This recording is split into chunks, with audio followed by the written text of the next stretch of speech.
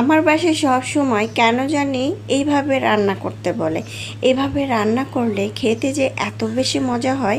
Hello friends, আসসালামু আলাইকুম। আজকের রেসিপিতে স্বাগতম জানাচ্ছি।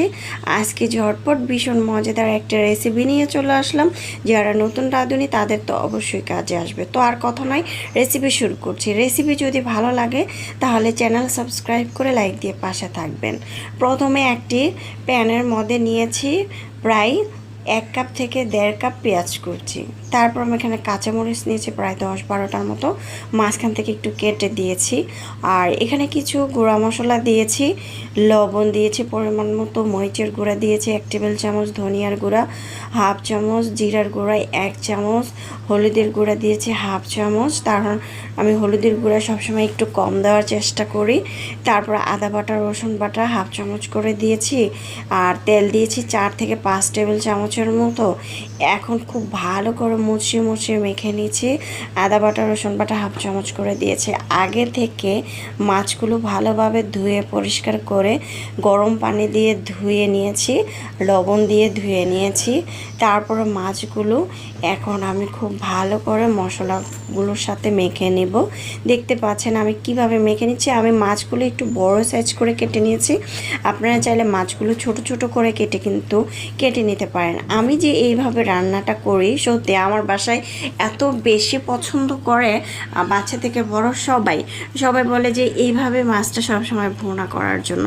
তাই আমি সবসময় এইভাবেই ঝটপট তৈরি করি, যেহেতু এইভাবে রান্না করলে সবাই পছন্দ করে।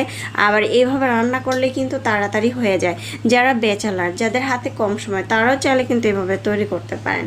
এখন টমেটো কুচি দিয়েও খুব ভালো করে আবারও মেখে নিচ্ছি, দেখতে পাচ্ছেন। এখন আমি এখানে দিয়ে দিব পানি। এখানে আমি পানি দিব প্রায় 2 কাপের মতো। এখন আমি কিছুক্ষণ রেস্টে রেখেছিলাম, রেস্টে রেখে আবারও আমি একটু মেখে নিচ্ছি। অনেক সময় দেখবেন মশলা মেখে একটু রেস্টে রেখে দিলে কিন্তু সুন্দর একটি ফ্লেভার আসে, আর মশলার ভিতরে ভালো করে কিন্তু মশলা যায়, মানে মাছের ভিতরে খুব ভালো করে মশলাটা যায়। এখন পানিটা দিয়ে খুব ভালো করে নেড়ে চেড়ে দিচ্ছি। উপর থেকে আমি হাত দিয়ে নেড়ে চেড়ে দিচ্ছি। আপনারা চাইলে কিন্তু আর নেড়ে চেড়ে দিতে পারেন খুঁচুনি দিয়ে, তবে হাত দিয়ে যেহেতু মেখেছি হাত দিয়েই নেড়ে চেড়ে দিচ্ছি, দেখতে পাচ্ছেন। এখন আমি চুলায় বসিয়ে দিব। চুলায় বসিয়ে দিয়ে ঢাকনা দিয়ে ঢেকে চুলার আঁচ বাড়িয়ে দিয়ে এটাকে রান্না করে নিব 5 মিনিট। 5 মিনিটের মধ্যেই কিন্তু আমার রান্নাটা কমপ্লিট হয়ে যাবে। আর ঢাকনা দিয়ে ঢেকে দিচ্ছি, দেখতে পাচ্ছেন। ঢাকনাটাকে উঠিয়ে এখন আমি ধনে পাতা কুচি দিয়ে দিচ্ছি, দেখতে পাচ্ছেন। একটু ধনে পাতাটা বেশি পরিমাণ দিয়েছি। আর এখানে চাইলে ভাজা জিরা গুঁড়োটা অ্যাড করতে পারেন। এই তরকারিটা খেতে যে এত বেশি মজা হয়েছিল আর এত দারুণ হয়েছিল। আপনারা যদি ঝোলের পরিমাণটা একটু বেশি রাখতে চান, সেক্ষেত্রে ঝোলটা রাখতে পারেন। আসলে একটু হালকা ঝোল রাখলে কিন্তু আমি দেখেছি এরকম তরকারি রান্না করলে সবাই কিন্তু ঝোলের পাগল হয়ে যায়। সবাই বলে কি একটু ঝোল দেন। সত্যি এই ঝোলের তরকারিটা খেতে ভীষণ ভালো লাগে। আর তরকারি যদি একটু ঝোল হয়, বাচ্চারা কিন্তু খুব মজা করে খেতে পছন্দ করে ঝোলের তরকারিগুলো দিয়ে। যাই হোক, এই ভুনাটা খেতে দারুণ হয়েছিল। বাসায় কিন্তু ঝটপট এভাবে তৈরি করে খেয়ে দেখতে পারেন। আর বাসায় কিন্তু যারা হাতে কম সময়, তারা কিন্তু চাইলে এটা তৈরি করতে পারেন।